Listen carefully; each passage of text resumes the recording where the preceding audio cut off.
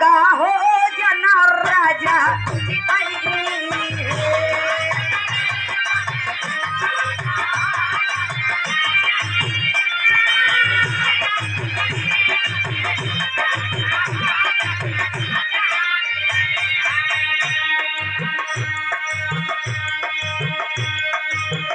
देखा उपेंद्र जी मिल गया लो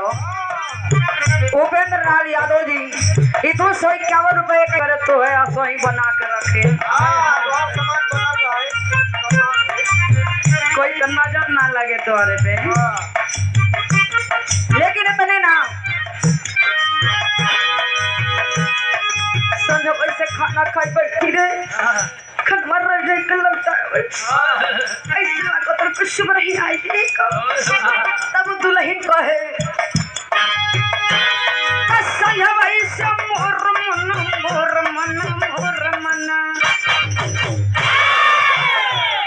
असया वैसे मोर मन लागा हो जना दुल्हन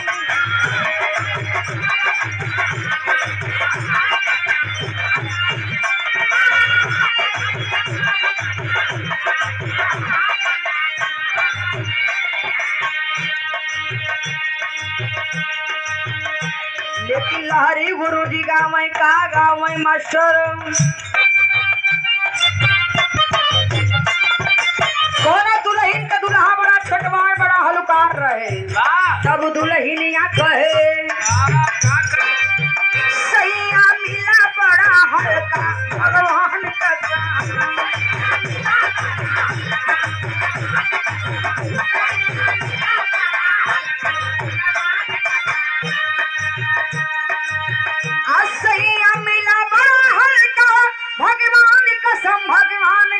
भगवान कसम ओसे चलई नहीं भगवान कसम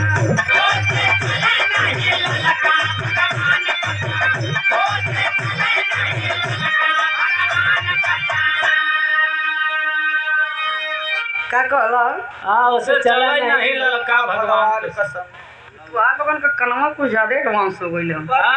ललकई कहलो तो हमन ललकई न ओसे चलई नहीं नलका भगवान कसम लेकिन एक लाइन और कहे का कहे मास्टर उड़तई चिड़ैया काहे मरबई मनाऊ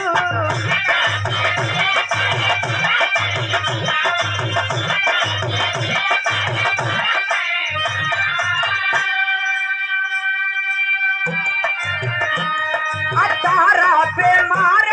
इनारा पे मार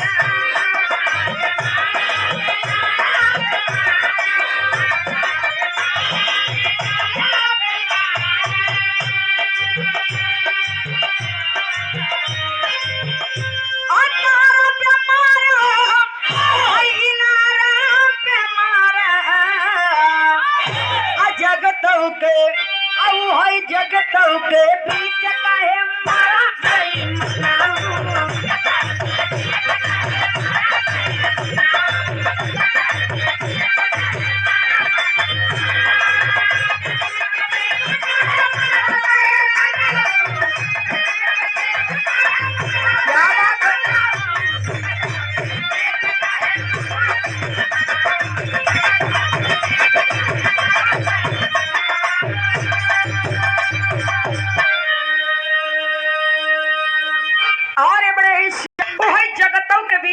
मारा भाई मनऊ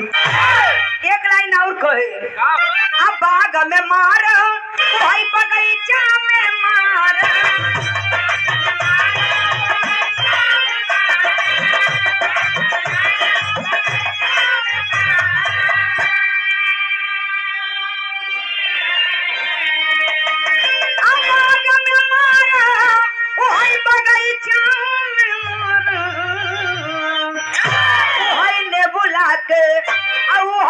बुला के बीच काहे मारा गई मना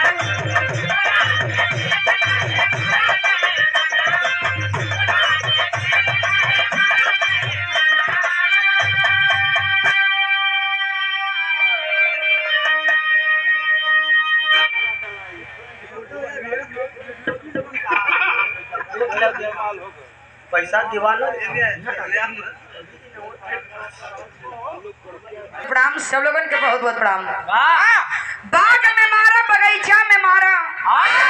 वही नेबुला के बीच कहे मारा बेईमानऊ। एक लाइन आऊ कहे अब महला पे मारा दो महला पे मारा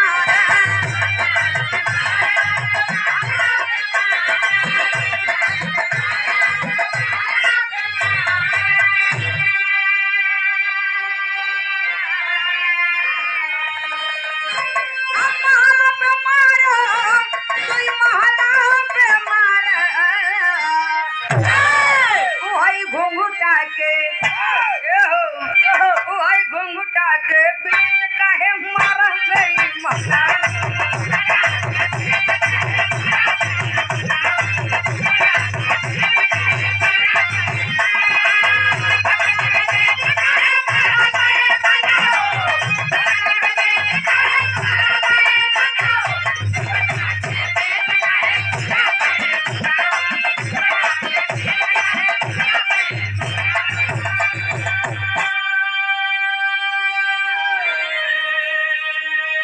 महला पे मारा दो महला पे मारा ओहे घुंघटा के बीच काहे मारा बेईमानऊ। लेकिन गीत के छोड़ी तनी भाव पे आई इधर राजा सा